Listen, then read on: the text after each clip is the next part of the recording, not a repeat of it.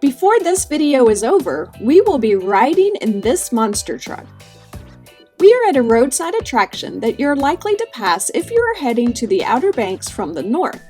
This is Digger's Dungeon, home of the Grave Digger, a legendary monster truck that has been one of the most iconic competitors for years on the Monster Jam Monster Truck Tour. This is located in Poplar Branch, North Carolina, and there's a lot to see here. We will start in this main building where the gift shop and museum are located. Inside the gift shop, the walls are decorated with truck parts and trophies that the Gravedigger team has won over the years in Monster Jam. They have t-shirts, toys, backpacks, and other souvenirs all themed to the Gravedigger or to Monster Jam. The original driver of the Gravedigger is Dennis Anderson. He is retired, but 3 of his kids have taken his place behind the wheel in the years since his retirement. By the way, if you're enjoying this video, please click the like button and consider subscribing to my channel to help it grow. I appreciate the support.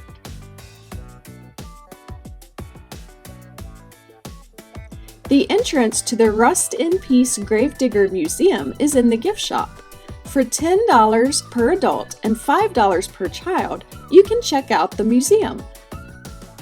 The exhibit starts with a video about Gravedigger.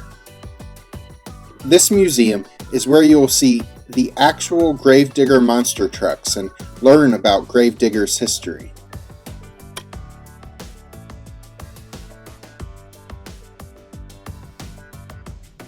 Following the video, you enter a replica of Dennis Anderson's first shop, a converted chicken coop where he worked on his first truck.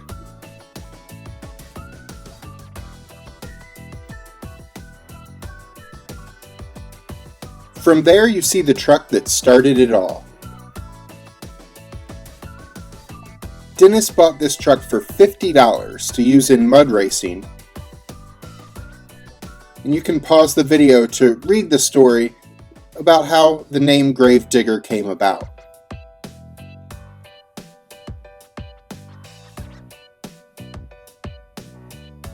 I was a big Monster Jam fan for a couple of years in middle school. I watched them on ESPN and even went to a Monster Jam event at a local arena with friends. Gravedigger was definitely my favorite truck back then.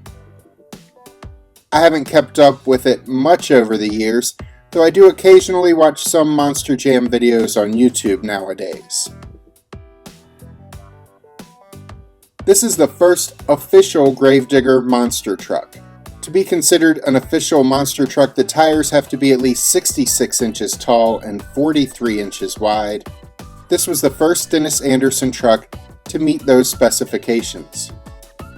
It's also the first truck to get the iconic spooky Gravedigger paint job. The museum also offers a look at some of the Gravedigger memorabilia that has existed over the years. You can also see the swim truck in this museum. That's the Gravedigger that Dennis drove across the water in the Currituck Sound one 4th of July years ago. You will also get a peek into the garage next door where the Gravedigger monster trucks currently get serviced. There are a lot of things for families to do here. There is a Gravedigger themed train for kids to ride for $5 per person. There were also mini Gravediggers that little kids could drive around a small obstacle course. I believe tickets for that were about $5 per child as well. There's a gem mining attraction for kids called Gem Diggers. I didn't see a price listed for that, but if your kids enjoy gem mining, it's available here.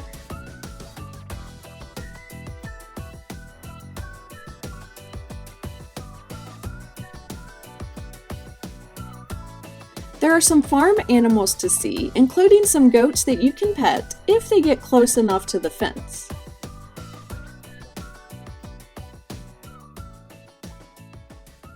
And and some roosters and chickens were wandering around too.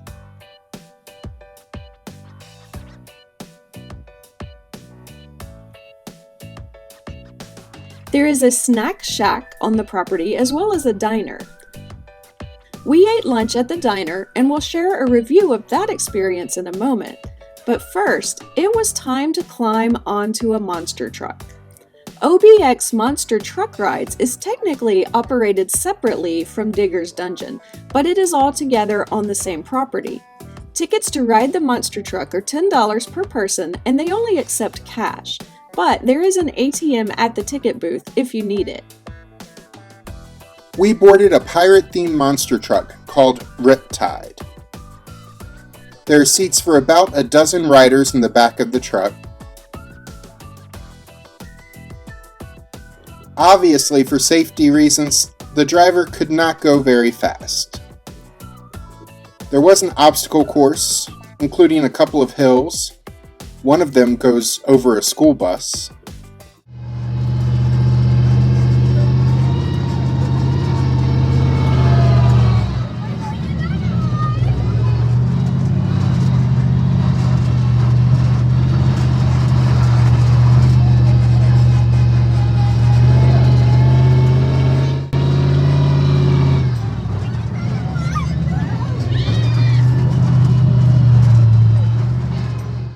We went around that track a couple of times, and then we were taken back into the woods. We passed crushed cars and went over hills and the dirt road through the forest. There were some old school buses out there, so I guess they can make a couple more ramps over buses if they wish.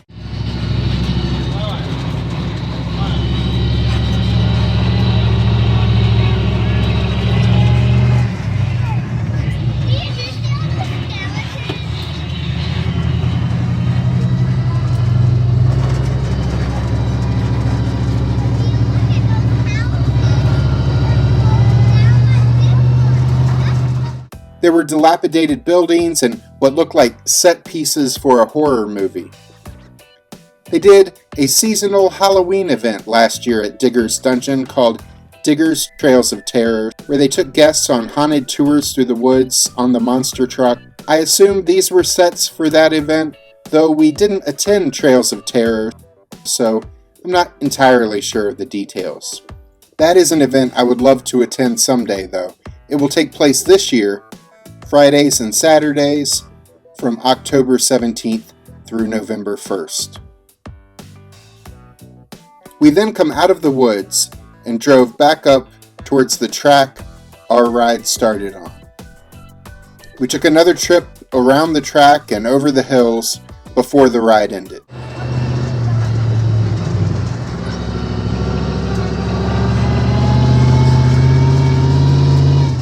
The ride lasts about 5 or 6 minutes, so it's not very long. But if you're a monster truck fan, it's really cool to be able to say that you got to ride on an actual monster truck. These rides don't take place year-round. It looks like this year they took place from mid-April going through November. But check the Digger's Dungeon Facebook page out for hours of operation if you're planning a visit. We ended our visit to Digger's Dungeon with lunch at Digger's Diner. There's currently only outdoor seating at the diner, though there is a covered, screened-in outdoor seating area with some fans inside to circulate the air. We ended up just eating outside at a picnic table under a tree. Here is the diner's menu. You can pause the video to read all the details. We tried a chili cheese dog for $6.79, as well as a cheeseburger.